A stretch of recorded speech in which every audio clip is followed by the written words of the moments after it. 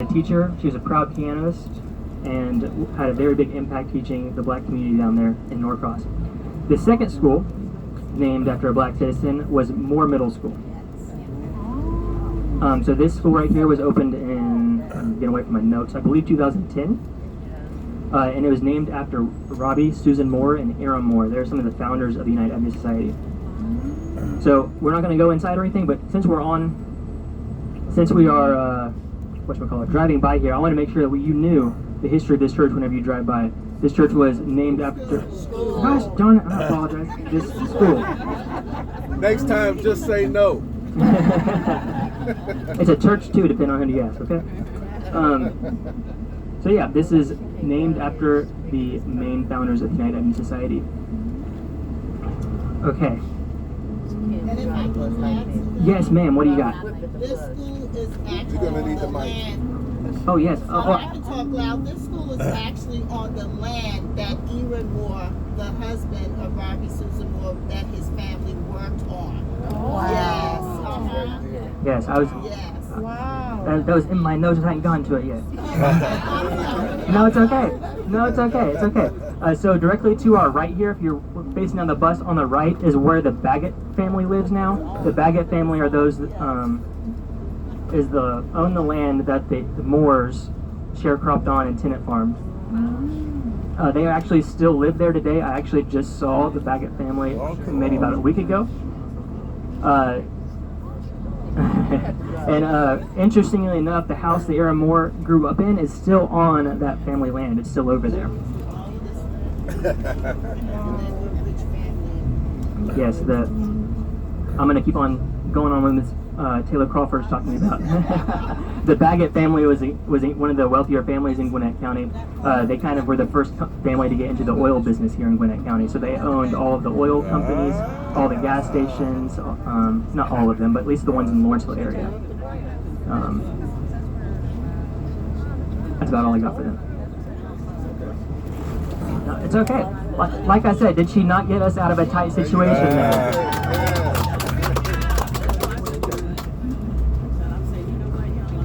Okay, so we are now on our way back down to the Salem Missionary Baptist Church. I'm going to get back going on my script though, and I promise you I'll circle back around to the United Avenue Society. So, temperature-wise, how's everyone doing? Are we hot, cold? What are we doing? Good. Okay, if you're not good, would you not lie to me and tell me you're not good? Okay, okay. Mr. Wright, can you mention the name of the school principal? Oh, I don't know it. It's Mr. Lamont Mays. Mr. Lamont Mays is And the he's current been principal. Since the school opened. Yes. Wow. Thank you, Miss Marlene. I did not prep myself on that one. And if you were at the MLK Day Parade, Principal Lamont Mays was our Grand Marshal. So yes, there's a lot of stuff going on everywhere, every corner of Gwinnett County. That's kind of what I'm trying to make sure people know, is that there's little tidbits of Black history here in Gwinnett County. So as I mentioned earlier, 1 in 5 of every citizen in Gwinnett County was enslaved prior to the Civil War.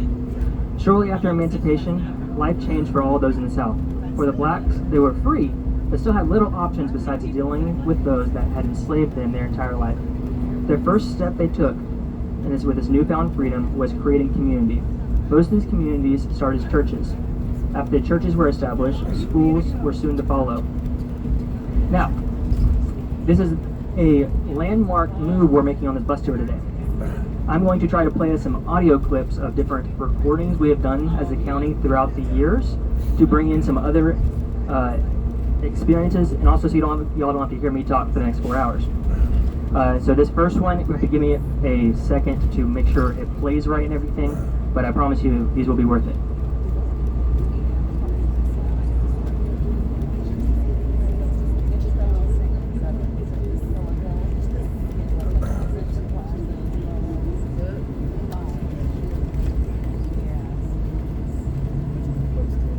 If we go all the way back to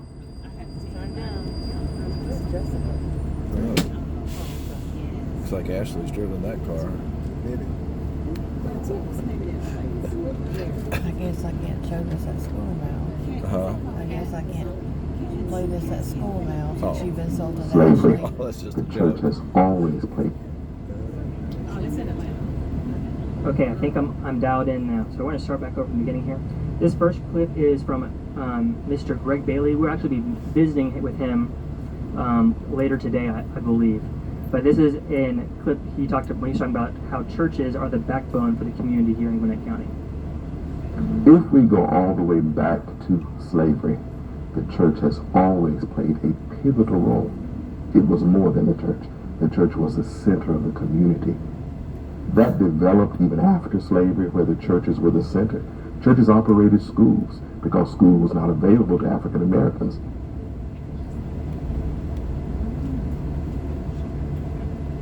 Okay, now be honest with me. Was that understandable? Did y'all hear what he said? Yes. Okay, cool. So after these schools were established, these communities started to create economic hubs where they started to earn money, purchase land, and have influence on the area. This influence eventually turned into gaining positions where they could make impactful decisions around the communities and cities they lived in. So to recap, after emancipation, they started building small communities that led to churches, where they then built schools, where they then made businesses that then led to political capital. Now, when we're talking about these small communities, they did not only build churches, they also created what we would now call nonprofits. Groups that served as social nets for those as a whole. For the group as a whole. One of the most well-known of these nonprofits early on was the Love and Aid Society. They're called the Love and Aid Society. They also have been called the Loving Aid Society, so don't yell at me on that one. The Loving Aid Society was organized and founded by Bob Craig and Laura Golston to provide services and to aid Gwinnett black residents during the 19th century. Following the end of the Civil War and the end of slavery, dignified burials and funerals were hard to come by for Gwinnett's black residents. The Loving Aid Society assisted black families with funerals and other needs before burial insurance was made widely available. In addition to assisting with burials, the Loving Aid Society celebrated black culture every June during their annual turnout. The members of the society would come out in their best clothes, share food, family recipes, and celebrate their pride in their black heritage. Oh, I forgot something, but we'll circle back around to that. Now, I can't turn around and count hands here, but who's here has heard of the Love and Aid Society? Okay, see, I'm glad we talked about that. That was not that many hands. Okay. So beside the Love and Aid Society, there's another more modern nonprofit that is in Gwinnett County that we actually that the county actually is partnered with to create this bus tour. Does anyone know the name of this other modern nonprofit that the county is partnering with to put on this bus tour? Any ideas? Ebony Society. Yes. I promise you, I have no more trick questions up my sleeve. So yes, the United Ebony Society, and the United without the United blah blah blah. It is impossible to talk about Black history in Gwinnett County without talking about the United Ebony Society. So now I'm sure. Oh, okay. Who raise your hand on the bus if you have never heard of the United Ebony Society? Okay, I'm glad there's a few of you. That is good. That is good. So I'm sure some of you are familiar with the United Ebony Society. Seems like the majority of you. Another gas station. But however, since their founding in 1984, they have been very busy. And every time I do research, I'm surprised to find out one of the founding members of an organization pops up as having made some impact in early Gwinnett County. I'm sure that if the organization itself had an official historian, that even they would have forgotten some of their history and impact. Their stated belief is that positive change will only come through positive action, and positive action comes from positive thinking people. Let me repeat that. Positive change will only come through positive action, and positive action comes from positive thinking people. Now I'm going to let that sit with you for a second while I take a drink of water.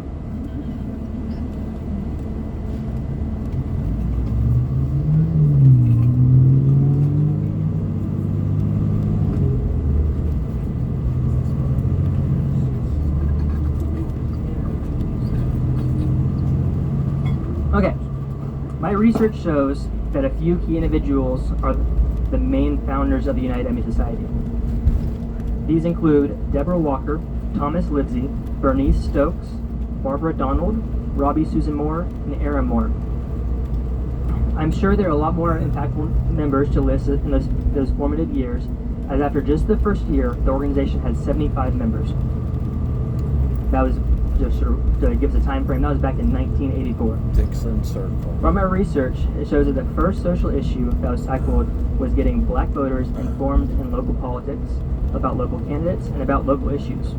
Ms. Barbara Donald, who is one of those founding members, is quoted as saying, there are enough registered black voters in Gwinnett County to make a difference. Going further to say, if parents go before governing boards by themselves, they're ignored. But if we go in as a group, they will listen to us. While working in the community to get blacks registered to vote, the United Ebony Society also realized there's a need to connect local politicians with their community. In doing this, they created a candidate forum in the early 1990s to allow candidates in upcoming elections to meet and talk about their platforms, as well as answer questions from the public. Now, I'm going to stop there and ask a question. Am I talking too fast? No. Okay, so we're still doing good. Yes. Okay, we're still interested. Yes. Okay, cool. I appreciate the one person way in the back. Okay. The next item up so these candidate forums started in the early 1990s and went on through the early 2000s. And I have heard rumor that they might have held one last year. Yes. Yes. November. Yes. So Mr. Pratt is taking upon himself to get those back up and going. So let's thank Mr. Pratt for his effort and getting that noble action going. Okay. So the next item up for pursuit was a campaign in Gwinnett County to encourage cities in the county to observe Martin Luther King Day. To give some background on this, the federal government signed an article defining Martin Luther King Day as a federal holiday. This did not mean the county or the cities or even the state was required to celebrate this county. The United Ebony Society said that we deserve to celebrate this holiday, and it's not even really a holiday. It's a day of that we need to go out into the community and raise awareness. So, Ms. Robbie Moore worked with the Gwinnett County and local leaders to hold the first annual Martin Luther King Day observation in 1999 at the Gwinnett Justice Administration Center. The following year, this event turned into what is now known as the Martin Luther King Parade that is hosted annually in Lawrenceville. Okay, now my next question for y'all. Who here has been to one of these parades? Raise your hand. Seems the people in the front are the more engaged people here. Okay. They missed it. Yes. So, this is an annual event held on Martin Luther King Day in Lawrenceville. If y'all are ever in the area, or if not in the area, make a special trip, turn in your PTO, come down and celebrate the legacy of Martin Luther King in Lawrenceville. So let's see. In 2000, speaking of other accomplishments the United Ebony Society had, in 2003, the United Ebony Society had its first festival celebrating Juneteenth at the Gwinnett Justice Administration Center. Now, I guess I might wear out my welcome if I keep on asking questions, but who here knows what Juneteenth is? Okay, I have to ask it the other way around. Who here does not know what Juneteenth is? It's okay. It's okay. Okay. So, United Ebony Society was once again on the forefront of making sure Gwinnett County celebrated this holiday. Oh man, and I did not go into my notes to actually give a definition of what Juneteenth is. I feel like I'm going to get it wrong, but let's see if I can get this. The Juneteenth holiday was the first celebration from recently freed enslaved in Texas, where they had been continuing to be enslaved for a number of years after the Civil War ended, and the word had not gotten to them that they were free to no longer be enslaved. So this day that they learned of their newfound freedom was called Juneteenth, and it is in June, and The 19th. the 19th, I apologize, the 19th of June. Juneteenth is 19th of the holiday. Yes, so Yes. So June 19th is the day of that, and the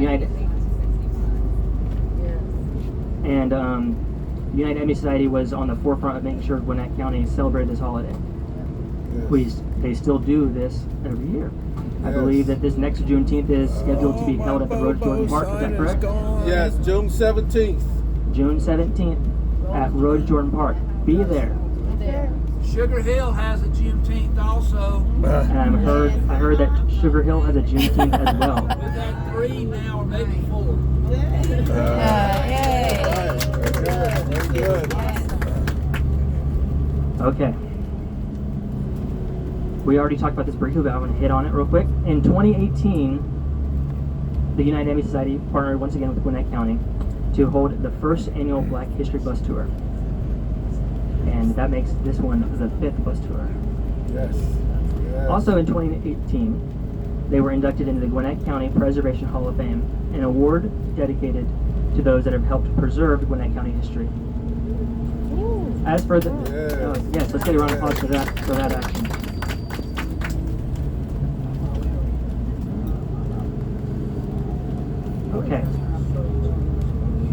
Okay.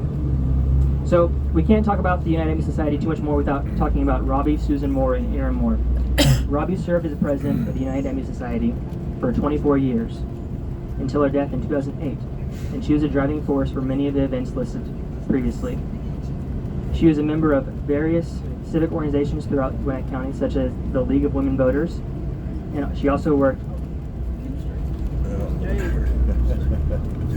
She also worked as one of the first black poll managers in Gwinnett County. In 1986, she also became the president of the Lawrenceville Middle School PTA. She served as a Boy Scout troop leader and organized the Miss Black Gwinnett pageant for young black girls between the ages of 3 to 18 years old. To honor Robbie Susan Moore, the Gwinnett County opened in August 2011, so looks like my notes say 2011, not 2010, I apologize, the Moore Middle School. The school is located in Lawrenceville, we just drove by it, where much of Robbie Moore's community activism took place. The school is on the land that Aaron Moore grew up on. As for Aaron, he graduated from Hooper Rank High School and held various positions in many civic organizations throughout Gwinnett County. He served as a chairman of the City of Lawrenceville Zoning Board of Appeals, as a planning commissioner in Gwinnett County, 1990. Also, he served as a Gwinnett County jury commissioner. In 1984, he was also a part of the founding of the Gwinnett County Girls Club, which later merged with the Boys Club of America in 1990 to become the Boys and Girls Club of America. Okay. Any questions about the United Emmy Society? Did I miss anything? No? Okay. Like I said, I hope I don't put you to sleep. Okay. I do have another short clip that is an interview done with Mr. Moore shortly after the dedication of the school, talking about what it meant to him. The school during segregation and reflected on how much things have changed. So when you walk by or you drive by and you see that school with your wife's name on it, what goes through your mind? It makes you proud. You see him wearing the shirt. Moore went to Cedar Hill Elementary. No, not that Cedar Hill. A different Cedar Hill that was, let's just say, a bit less modern and spacious. It was a lodge. In one building, we only had one room. It was a school for black students. White students went to white-only schools. This was during segregation, when the policy was separate but equal. The races may have been kept separate, but the education the two groups received was far from equal. We didn't get any new books. We got the handout, but they got the new books and they handed them down to us. Gwinnett, I think, was pretty good. I'm a proud graduate of Hooper Inlet. Moore Middle School was named after Robbie Moore in 2011. Before her passing in 2008, Miss Moore, like her husband, dedicated her life to helping Gwinnett County residents and making sure the county and its public school system were the best they could be.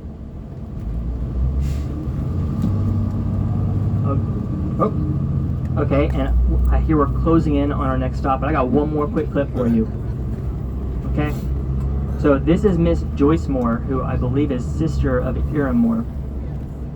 And I'm gonna be honest, we have to wait a second because normally I help Miss Elena with the bus driving as well, and she's trying to ride solo today. So the church is up there. Nope, you're good. Keep on going down. You're trying to take a right at the next road. Okay, so Miss Joyce Moore is a sister of Mr. Aaron Moore, and this is a clip talking about Robbie and the United Avenue Society. Heritage Hall. The Martin Luther King Jr. Day parade was something that Susie was very passionate about. When it first started, I think it was Susie and maybe 10 people. Last year, No, go to the there right. were like Go to the right. several thousand people. Together, they were able to achieve some marvelous things. Yes, turn in here and go left. Okay, it's time for Heritage Hall.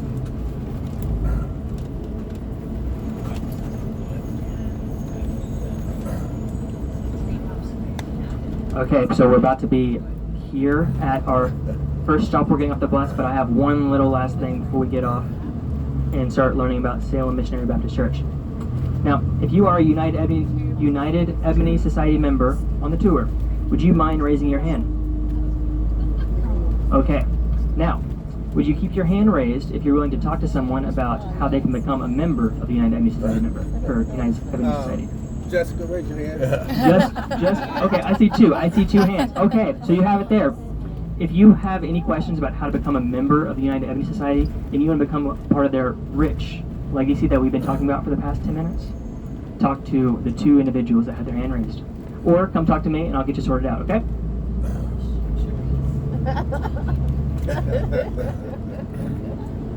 Tell me.